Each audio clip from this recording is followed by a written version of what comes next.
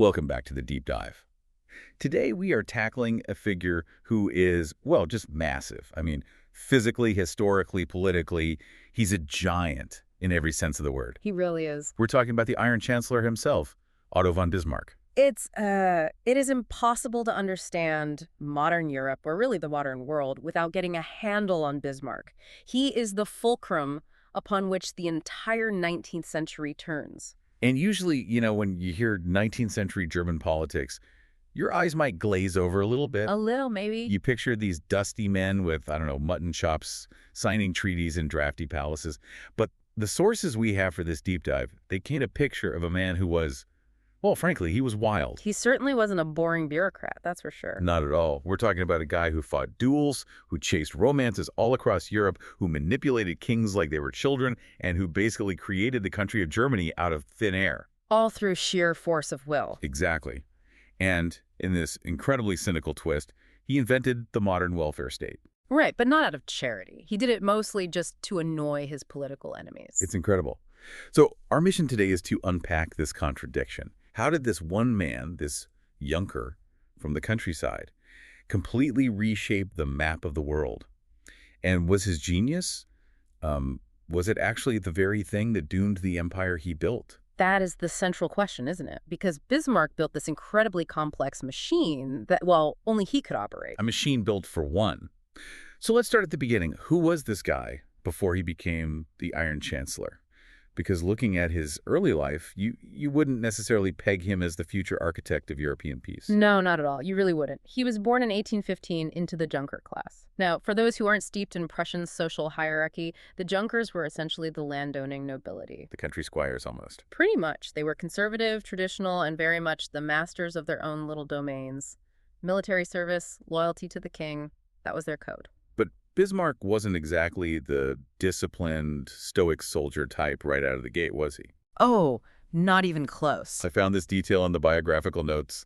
Hilarious at university. His American friend, John Lothrop Motley, described him as reckless and dashing. He was a bit of a party animal. He attended the University of Göttingen and then Berlin, but he wasn't exactly hitting the books. He was known for drinking heavily, for being loud, and for just being generally eccentric. There's a story here that he actually quit his early legal training. He was supposed to go into the civil service, right? That was the path for a man of his station, yes. And he quit because he took unauthorized leave to chase two different English girls across Europe. Yes, Laura Russell and then Isabella Lorraine Smith. He was apparently quite the romantic pursuer. He essentially ghosted his job as a junior lawyer to travel around Germany and Switzerland with them. It shows a certain, well, an impulsiveness that he later learned to control. Or at least to channel into politics. Exactly. He weaponized it. But yeah, his superiors were not impressed. I can't imagine they were.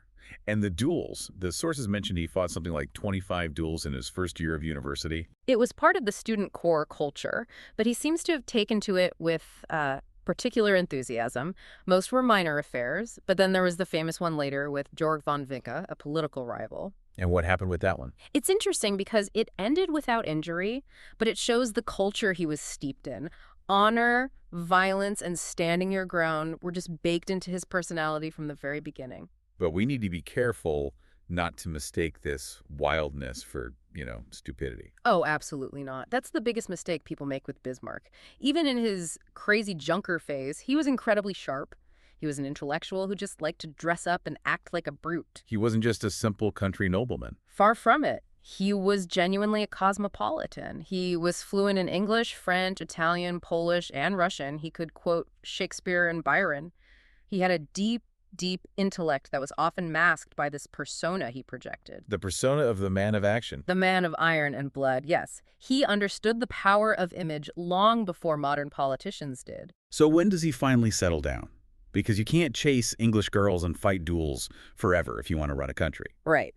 Well, the stabilization comes in his mid-20s. His family's finances are a bit of a mess, so he goes back to run the family estate at Niehof. And he's actually very good at it. He brings some order to things. He does. But the real turning point, the thing that grounds him, is his marriage to Johanna von Puttkamer in 1847. And from what I read, she was his complete opposite, right? Totally. She was shy, retiring, deeply religious. She came from this very pietistic background. Bismarck himself had a sort of religious reawakening around this time, partly to convince her parents that he was a suitable husband. So it was a strategic conversion. Maybe a little. But it seems to have stuck. It gave him a certain gravity he lacked before. She gave him a stable home life, a base from which he could launch his political career. But even with that stability, the wild man never really went away, did it? This is where the historian Jonathan Steinberg talks about Bismarck's demonic personality. It's demonic. It's a strong word, but it fits. What does he mean by that? Steinberg argues he had this almost supernatural power over men.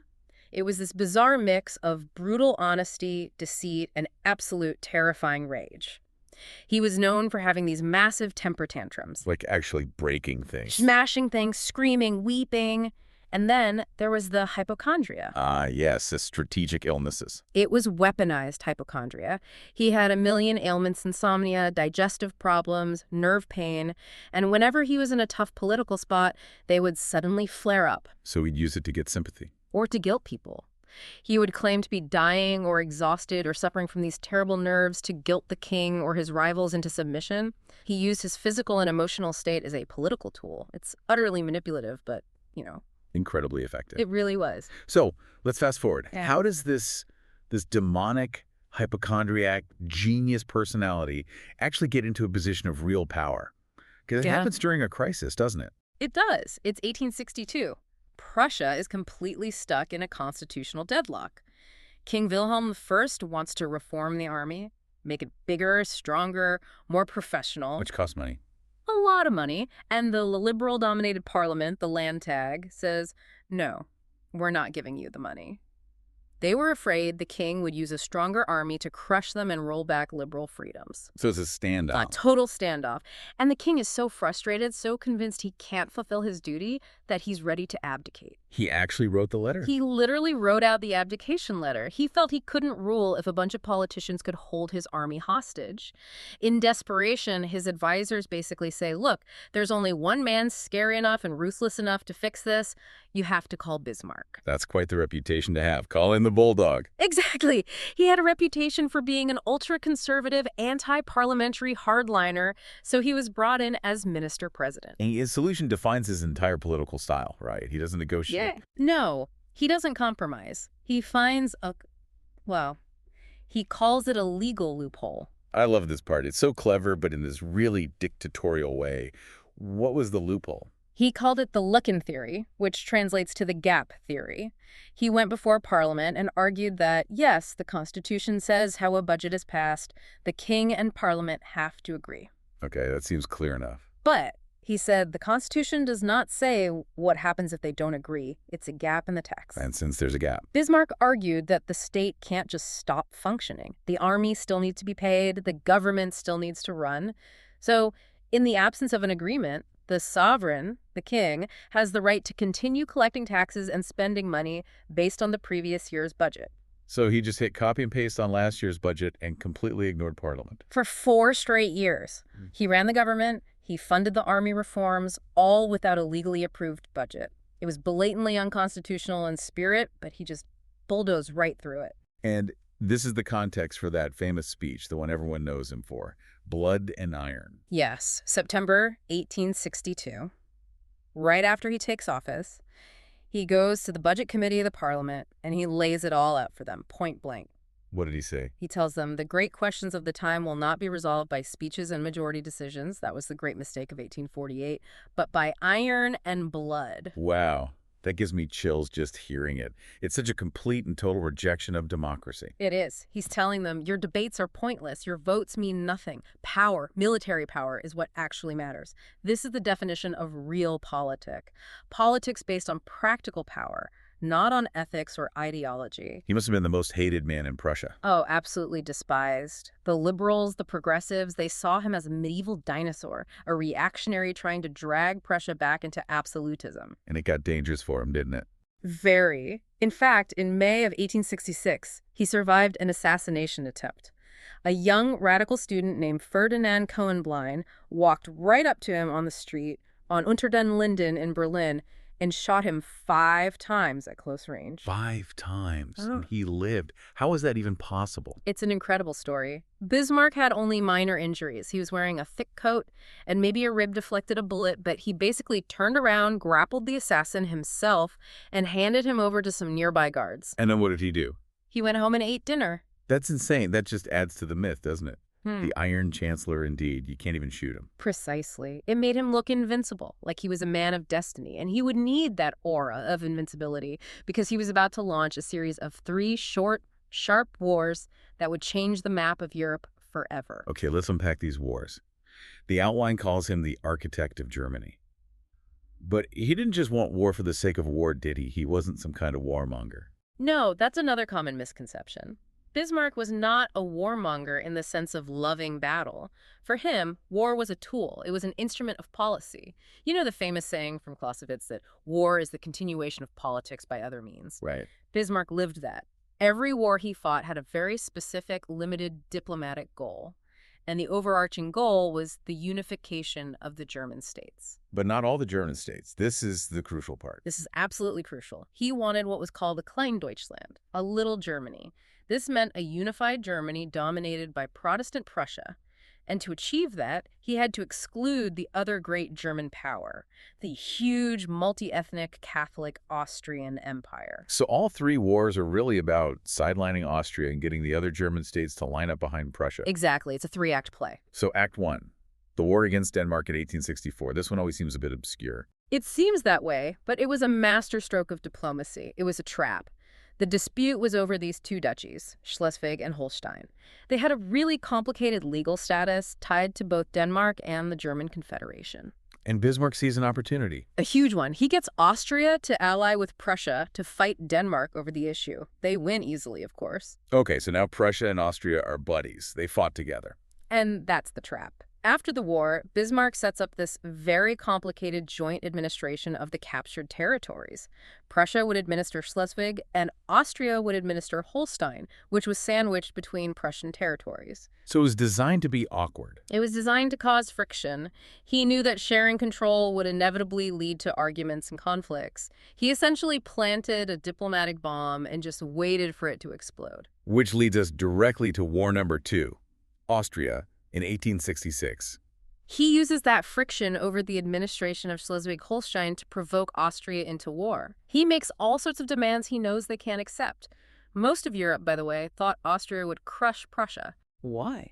Austria was an ancient empire, the traditional leader of the German world. Prussia was seen as the upstart, the newcomer. But Prussia had a secret weapon, or a few of them. They did. First, they had General Helmuth von Moltke, an absolute military genius who understood modern warfare, especially the use of railways to move troops quickly. And second, they had the needle gun. The Drace needle gun. Right. It was a breech-loading rifle. A Prussian soldier could lie down, load a new cartridge in a few seconds, and fire 5 or 6 times a minute. The Austrians had muzzle loaders. They had to stand up to reload, which was slow and made them easy targets. That's a huge technological advantage. Massive. And the result was the 7 Weeks' War. It was unbelievably fast and ended decisively at the Battle of Königgrätz. The Austrian army was shattered. Now, here's where it gets really interesting to me, and it shows his genius. Prussia wins. They have Austria on the ropes. The king, Wilhelm I, wants to march into Vienna. He wants a victory parade. He wants to humiliate the Habsburgs. And the generals agree with him. They want their moment of glory. And Bismarck says no. He fights them tooth and nail. This is maybe the most important moment in his career. There are screaming matches. Bismarck is in tears. He threatens to resign. He even hints at suicide. He does everything he can to stop the army from marching on Vienna. Why? Why not take the capital? It seems like the natural thing to do after such a big victory. Because he was already thinking about the next war. He knew he needed Austria. If he humiliated them, if he marched through their capital and annexed their land, they would become a permanent, bitter enemy, just waiting for a chance for revenge. And they'd probably ally with France to get it. Exactly. He wanted Austria defeated, not destroyed. He needed them as a potential future ally, or at least a neutral party, so he forced the king to accept a soft peace. No victory parade, no annexations of core Austrian territory. Austria just had to agree to be excluded from German affairs. That is just incredible foresight. Most leaders in the heat of victory want the glory. He's looking 10, 20 years down the road. Always. But now the puzzle wasn't quite finished. He had knocked out Austria. He'd created a new North German Confederation under Prussian control. But the southern German states, Bavaria, Württemberg, they were still independent and suspicious of Prussia. They were Catholic, and they were wary of being dominated by Protestant Berlin. Right. So to complete the unification, he needed a common enemy. He needed a national threat that would make those southern states feel like they had no choice but to run into Prussia's arms for protection. Enter France. Enter Napoleon III's France, and specifically the Ems Dispatch. This is 1870. This is maybe the ultimate example of fake news changing the course of history. Yeah. Walk us through this, because it's brilliant and terrifying. So it starts with a dispute over the Spanish throne. A German prince is a candidate, which makes the French very nervous about being surrounded by German influence. Okay. The French ambassador approaches King Wilhelm I, who is on vacation at a spa town called Bad Ems. The ambassador is quite pushy and demands that the king promise to never again support a German candidate for the Spanish throne. And the king. The king politely refuses. He says he can't make that kind of promise for all time. The meeting is a bit tense, but it's not a disaster. Afterwards, the king sends a telegram to Bismarck in Berlin describing what happened. And it was a fairly standard, factual, diplomatic telegram? It was. It was long and detailed and honestly a bit boring. But Bismarck's having dinner with his top generals, Moltke and Roon. He reads the telegram and he sees his chance. He asks Moltke if the army is ready for war. Moltke says yes. And then he takes out a red pencil. He takes a red pencil and he edits the telegram. He doesn't add any words, but he cuts out all the diplomatic niceties.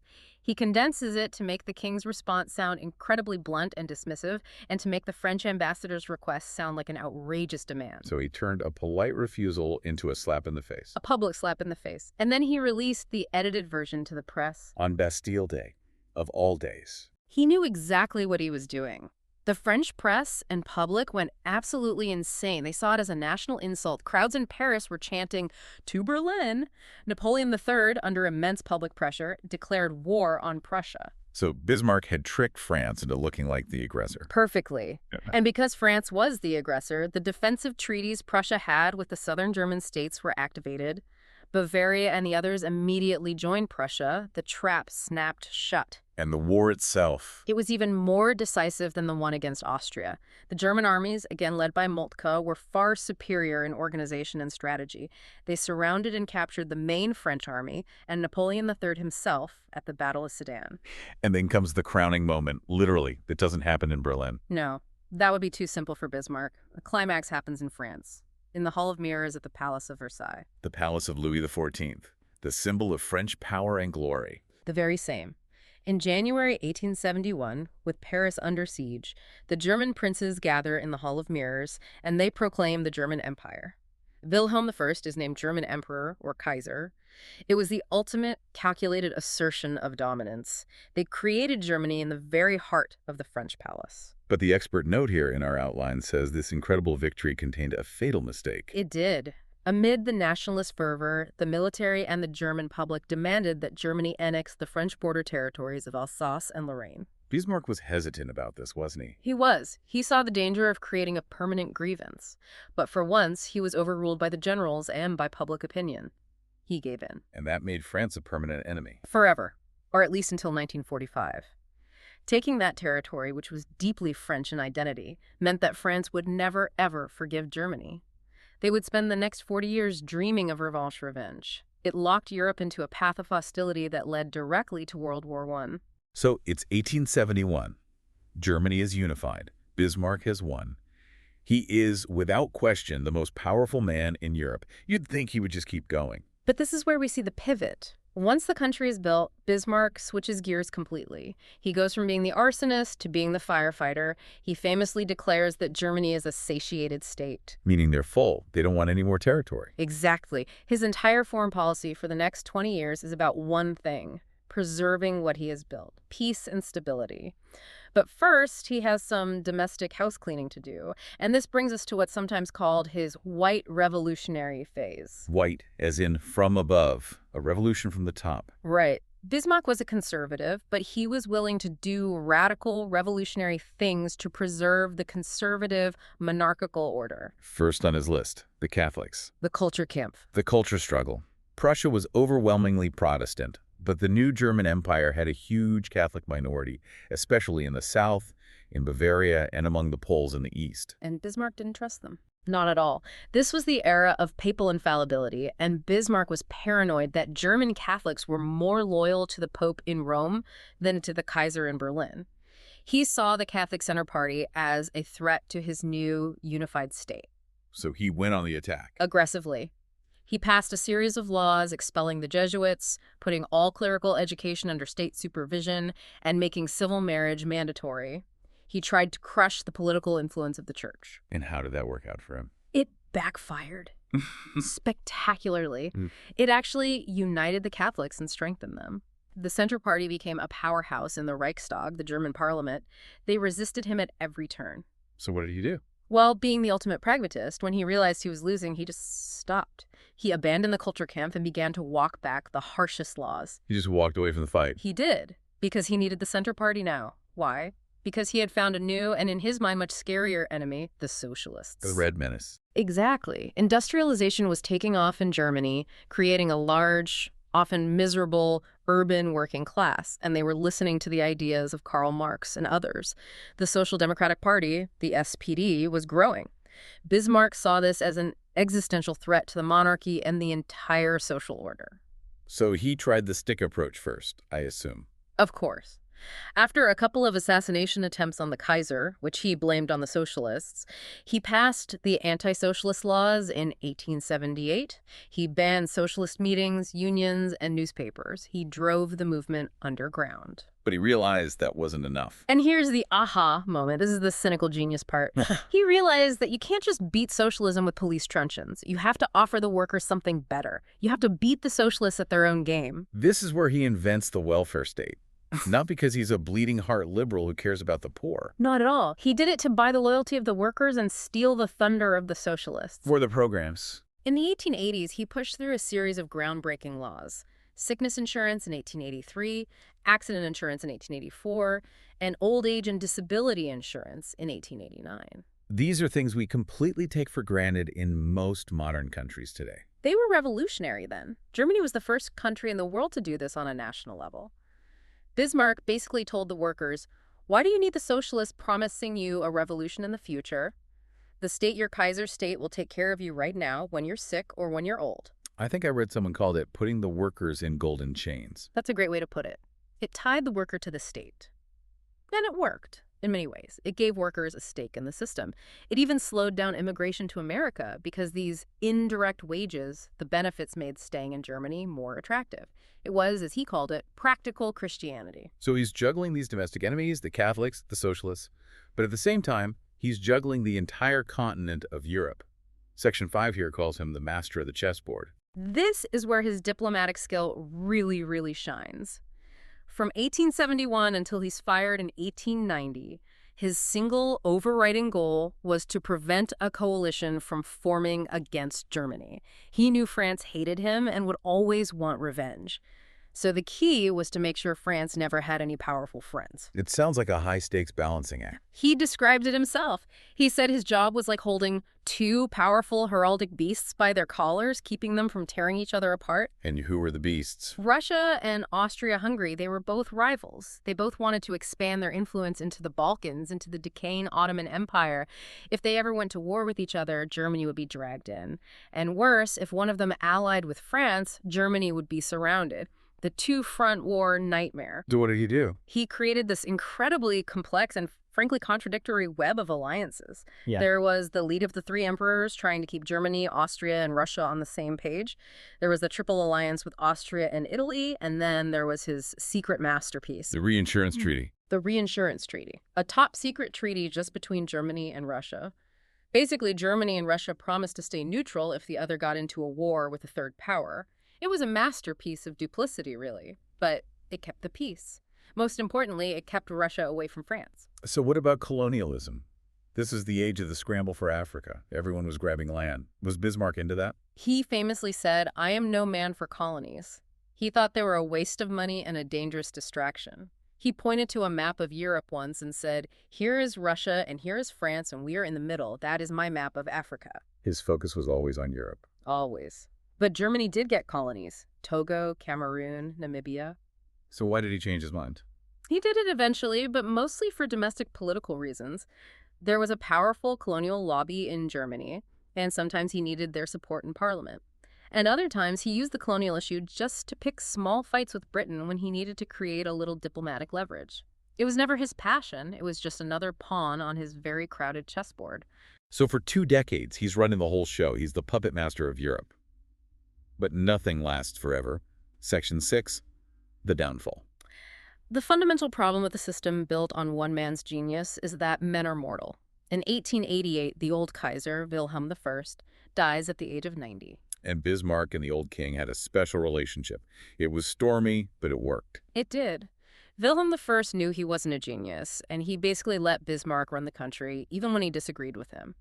But then the real tragedy happens. Wilhelm's son, Frederick III, who was liberal and admired the British system, finally becomes Kaiser. And he dies of throat cancer after only 99 days on the throne. The year of the 3 emperors, which leaves the throne to Frederick's son, Wilhelm II. And this is a disaster for Bismarck. A total disaster. Wilhelm II is young, he's arrogant, he's insecure, and he wants to be a modern emperor. He wants to rule, not just reign. He famously wants Germany to have its place in the sun. And he probably doesn't appreciate this 75-year-old man in his office telling him what to do all the time. Not at all. They clashed on everything. Wilhelm II wanted to be seen as a friend of the workers, so he wanted to let the anti-socialist laws expire. Bismarck wanted to make them permanent and crush the strikers. Wilhelm wanted a bigger navy and more colonies. Bismarck thought it was a foolish provocation of Britain. It sounds like a classic generational clash, the old guard versus the new blood. It came to a head in March of 1890. There was a series of heated arguments in Bismarck's office. Wilhelm II basically ordered Bismarck to give him direct access to the other ministers, which would destroy the Chancellor's power. So what did Bismarck do? He played his old trump card. He offered his resignation, probably expecting the young Kaiser to back down and come crawling back, just like his grandfather always had. And Wilhelm II just say, okay, bye? He said, "I accept." He called Bismarck's bluff. Bismarck was stunned. He was forced out. At age 75, the man who had run Europe for decades was suddenly unemployed. And they gave him a parting gift, right? Some kind of title. A completely meaningless one. The Duke of Lauenburg. Bismarck mocked it. He said he would only use the title when he was traveling incognito. He felt utterly, completely humiliated. And his retirement wasn't exactly a quiet, peaceful one. He was furious. He was bitter. He retreated to his estate and wrote his memoirs, which were basically a long, brilliant, and deeply biased justification of his life and an attack on all his enemies, especially Wilhelm II. And he even leaked state secrets. He did. The most damaging thing he did was leak the existence of that top-secret reinsurance treaty with Russia to the press, just to spite the Kaiser and his new government and show how incompetent they were. That's incredibly petty for a statesman of his stature. It was vindictive. He watched from the sidelines as Wilhelm II and his new advisors proceeded to unravel his entire complex alliance system. They let the treaty with Russia lapse. Which was the one thing he feared most. His worst nightmare. And almost immediately, Russia began to drift into an alliance with France. The two-front war scenario that Bismarck had spent 20 years preventing was now becoming a reality. He predicted it, didn't he? I read he made a prediction about what would happen. He did. He reportedly said, "The crash will come 20 years after my departure." He was forced out in 1890. World War I started in 1914. He was off by 4 years. Chilling, isn't it? He saw exactly where it was all heading, and even his tombstone was one final, bitter jab. What did it say? He specifically ordered the inscription himself. It reads, "A loyal German servant of Emperor Wilhelm I." Wow. Ouch. Completely ignoring the current emperor, just pretending he didn't even exist. To the bitter end. He died in 1898, a grumpy, angry old man watching his life's work being dismantled. So let's wrap this up. When we try to weigh the legacy of Otto von Bismarck, it's just so complicated. It's deeply, deeply complicated. On the one hand, you have the achievements. He unified Germany, he created a nation, he built the template for the modern welfare state with social security and healthcare. We are, in many ways, still living in the world he designed. He was a nation builder and a peacemaker for 2 decades. But on the other hand, he left a fatal flaw. He created a constitution and a political system that had no checks and balances. It was designed to be run by a singular genius. It relied on one man with immense prestige and ruthless skill, forcing everyone else to agree. And when the genius was gone, and lesser, more arrogant men took over. The machine crashed. The complex alliances fell apart. The militarism and nationalism he had stoked remained, but his caution and restraint were gone. And it led directly, you can draw a straight line, to the catastrophe of 1914. It raises a really provocative thought to leave you with. Bismarck always claimed to be a faithful servant of the king, of the state, but he created a system where only he could rule. So is his genius actually the very thing that doomed the Germany he built? That's the paradox of the great man in history, isn't it? He could build the structure, but he couldn't build a system that could survive without him. His greatest creation was also, in a way, his most fragile. A fascinating deep dive into a man of iron, blood, and massive, massive contradictions. Thanks for helping us unpack it. It was my pleasure. And thank you for listening. Keep an eye out for those Bismarckian moves in modern politics. You might be surprised how often you spot them. We'll see you next time.